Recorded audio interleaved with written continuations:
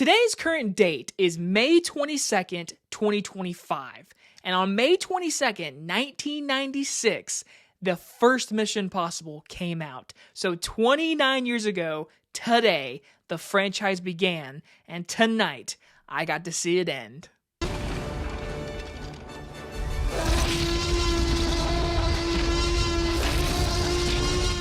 Mission Impossible: The Final Reckoning stars Tom Cruise and is about our lives are the sum of our choices as Tom Cruise as Ethan Hunt one last time.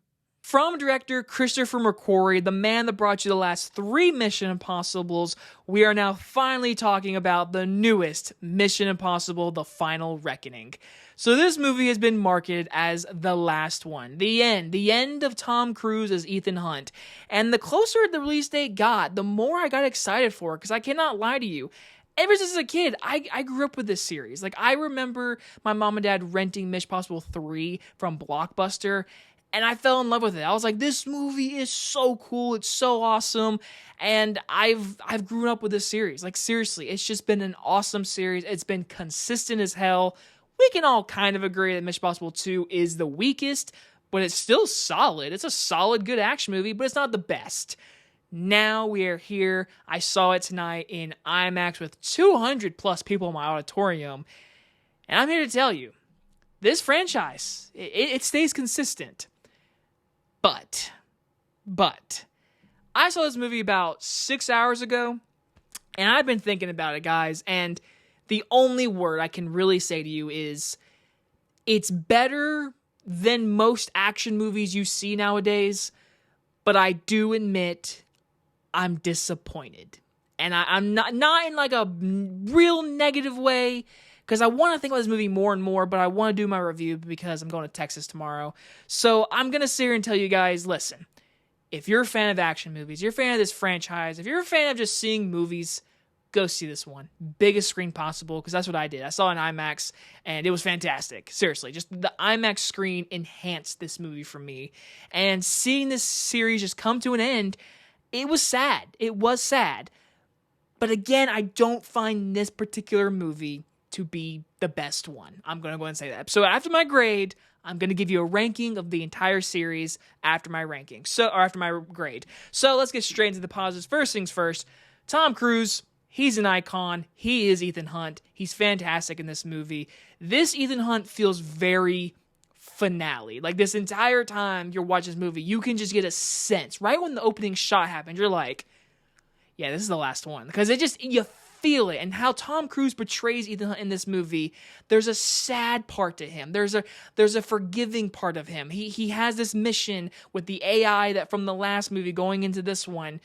Things are going to happen to this world where it might completely end, which, yes, we've seen before with, like, nukes and all that kind of stuff. But this one felt more of, like, the world is literally on Ethan Hunt's hands.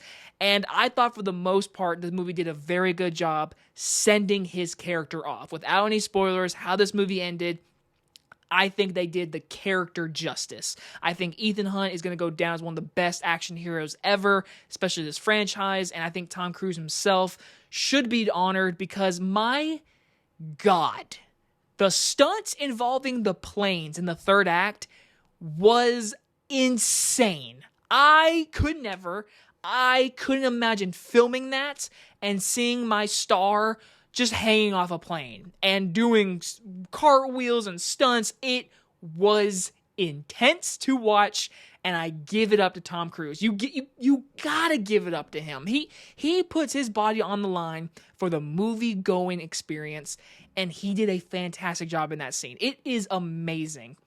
That was my favorite scene in the entire movie. Hands down, it should go down as an iconic scene in this franchise, in my opinion. I will also say the submarine scene. Oh my gosh, the sound design. There's no music, there's no dialogue. It's just a 10-minute scene of some of the most intense shit you will see in a movie this year. Oh my gosh.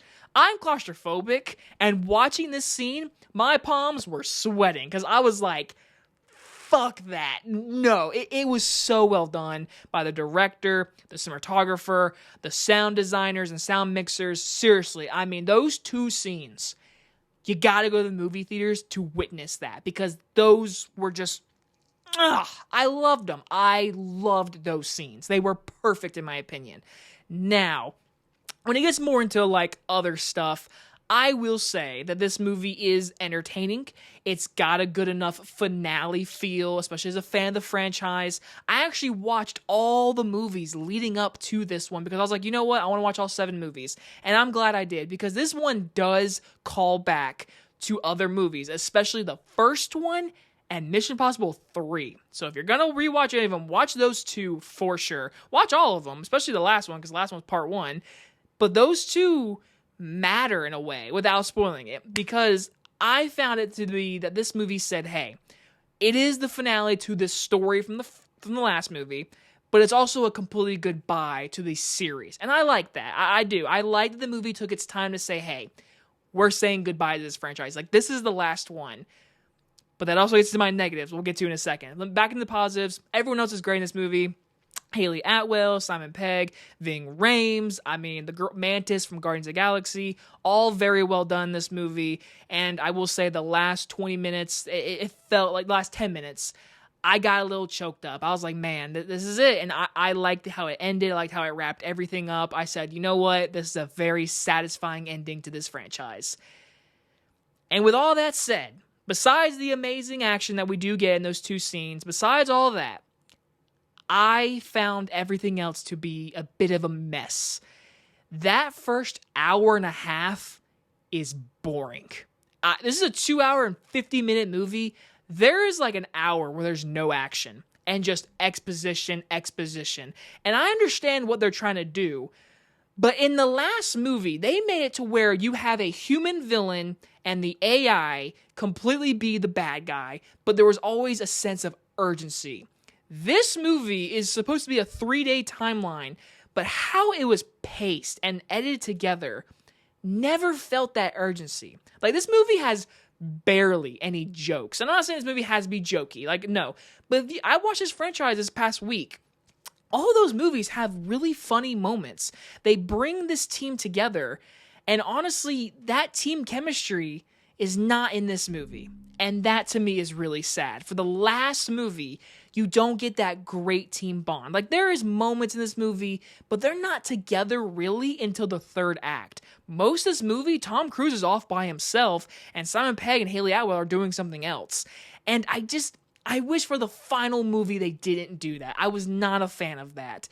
And like I said, the pace of the movie, the villains have never been great in the franchise at all. Like, honestly, Philip Seymour Hoffman is the king of the best villain from this franchise, and his villain arc wasn't even that great. His performance was just that good. This villain, not very good, but we knew that from the last movie. This movie makes the entity, the AI basically, it tries to make that the main villain of this movie. And it didn't work for me at all. At all. The last movie, it felt like it was there to get here, but there was all these faces of bad guys, which worked. The last movie really did a good job with that. This movie tries to make the AI the main villain, and I just didn't think it worked at all. And it really just, the entire time, it felt disconnected. There felt no urgency. There felt no connection to Ethan Hunt doing this, because early on in the film, the first 20 minutes, something major happens. Like, major. And to me, that motivation of what happens never felt like it needed that impact. It never felt like it had that impact in the 3rd act. And that was disappointing, because this entire movie is building up to these 2 major action scenes, these 2 major stunts. But the buildup didn't feel urgent. It didn't feel earned. The villain wasn't there. The story arc with our characters never felt like this was urgent, because this is a worldwide event happening where the world could end, basically. The writing of this movie was not very good. And I'm shocked. And the part that really gets me, and this is the last thing I'll say with negatives, this movie relies, like I said, on the previous movies, especially the first one and the third one. They flash back at least 40 times in this movie. There is so many flashes to the previous movies connecting the 2. I don't hate those ideas, but for example, there is a character reveal in this movie that is like, oh, you remember this character from this certain Mission Impossible movie? Yeah, there's a connection there. I have nothing wrong with that. But this movie does nothing with that. It's like, oh, here's a little cool throwback to you. It's like Christian McQuarrie was like, hey, people like nostalgia. It's the last Mission Impossible movie. So for the first 40 minutes of this movie, let's have all of our characters talk like, this is the last mission. Let's do this. All right, we're going to do this. Mrs. President, give me one last chance. This is the last time you need me to do this. Like, it felt like out of pocket for our characters because they're all like, this is our final one. Let's finally get this finally done. It just felt like it was beating on the head like, hey, this is the last one. Hey, remember that thing from the first one? Here's a 20-second shot from that film. Here's a scene from Mission Impossible 3 that's important for this movie. It's like, okay, that's cool. But it never, by the end of this movie, impacted it.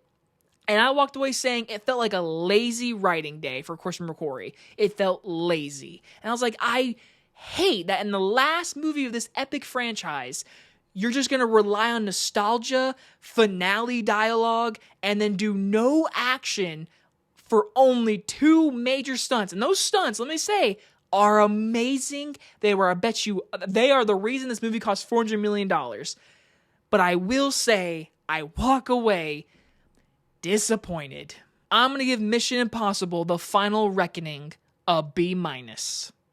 Again, I say this very loudly. I would rather watch this movie than like 70% of the action movies we get nowadays. Honestly, like, give me this over most of what we get nowadays. Because Tom Cruise is an iconic action star, actor just in general. Give it to him. Give him his flowers. There is amazing scenes in this movie. But I just feel like the writing and the story built up to our final movie was really bad, really lazy, and that was so disappointing. So for my final little ranking after watching all 8 movies now, I can say this. Mission Impossible 2 at the bottom. Right above it, this one, The Final Reckoning. Then is where it gets a little tricky. I'm going to say Rogue Nation at 6. At 5th spot, I'm going to say Mission Impossible 3. At 4, the first original movie.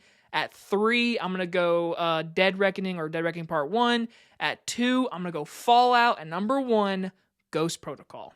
Currently, those 2 can flip-flop, honestly. But right now, I'm going to go Ghost Protocol. That one's just a perfect, awesome movie. But hey, all these movies, sucky villains. Anyway, guys, if you guys enjoyed this movie review, let me know your thoughts down below, comments below, and I'll see you guys in the next one. Bye, everybody.